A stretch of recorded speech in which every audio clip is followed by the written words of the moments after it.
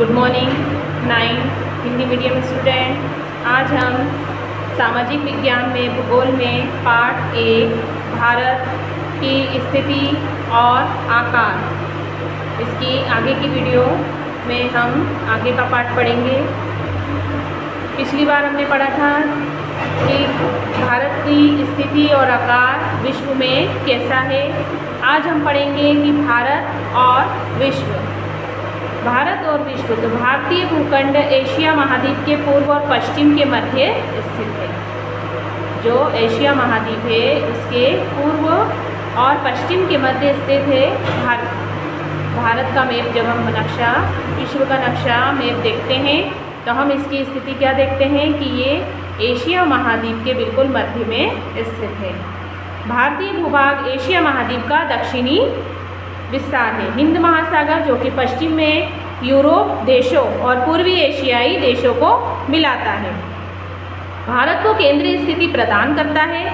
दक्षिण का पठार हिंद महासागर में शीर्षवत फैला हुआ है। जैसा कि मैंने इसकी पहले की वीडियो में आपको बताया था कि भारत 3 ओर से समुद्र से घिरा हुआ है।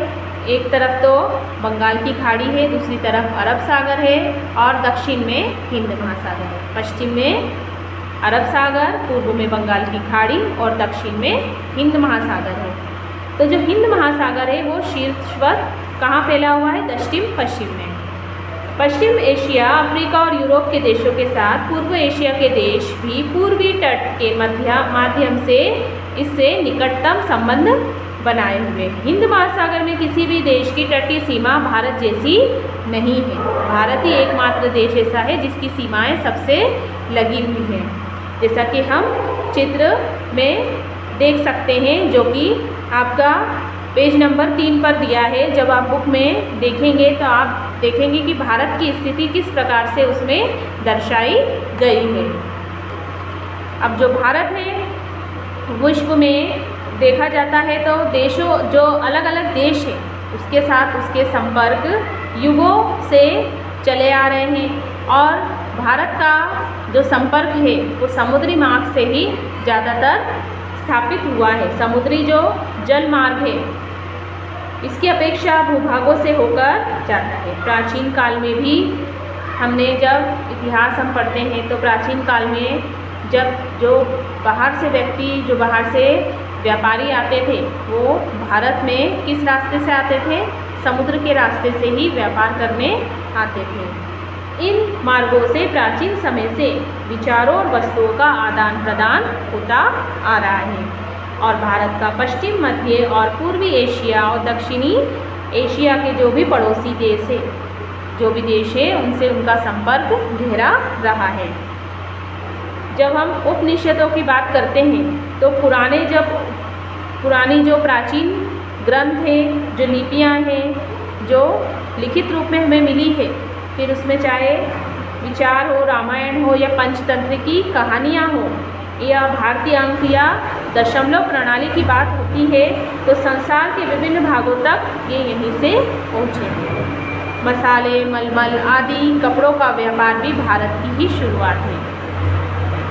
इसके अलावा यूनानी स्थापत्य कला और पश्चिमी एशिया की वास्तुकला के प्रति मीनारों और गुंबदों का प्रभाव हमारे देश में कई भागों में देखा जाता है। जब हम इमारतें देखते हैं, पुरानी जो बनी हुई इमारतें देखते हैं तो वहाँ पर इस तरह की गुंबद और प्राचीन जो भी लिपि है, सभ्यता है या स्थापत्य कला है उसको हम आसानी से देख सकते हैं। भारत की भूमि की सीमाएं उत्तर पश्चिम में पाकिस्तान और अफगानिस्तान के साथ और चीन, तिब्बत, नेपाल और भूटान के साथ, पूर्व में म्यांमार और बांग्लादेश के साथ जुड़ी हुई है। जब हम भारत का मैप देखते हैं जो कि पेज नंबर 5 पर दिया है, भारत और उसके पड़ोसी देशों के बारे में, तो वहाँ हम देखेंगे कि भारत उत्तर पश्चिम में पाकिस्तान और अफगानिस्तान की सीमा से जुड़ा है। उसके बाद उत्तर में ही चीन और तिब्बत, नेपाल, भूटान के साथ और पूर्व में म्यांमार, बांग्लादेश के साथ इसकी सीमाएं जुड़ी हुई है।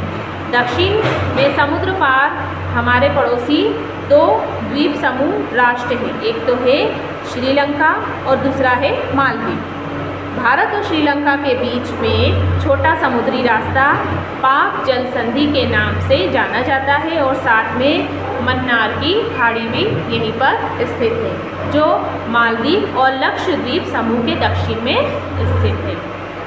अपने पड़ोसी देशों के साथ भारत के भौगोलिक और ऐतिहासिक संबंध रहे हैं और काफ़ी गहरे संबंध रहे हैं, व्यापार की दृष्टि से भी और यूँ मैत्रीपूर्ण संबंध सबसे ही रहे हैं। जब हम एटलस में मानचित्र में देखते हैं तो हमें भारत की एक अलग ही छवि, एक अलग ही दशा दिखाई देती है। तो ये पाठ यहीं ख़त्म हुआ। आपको इस पाठ को पूरा पढ़ना है और समझना है।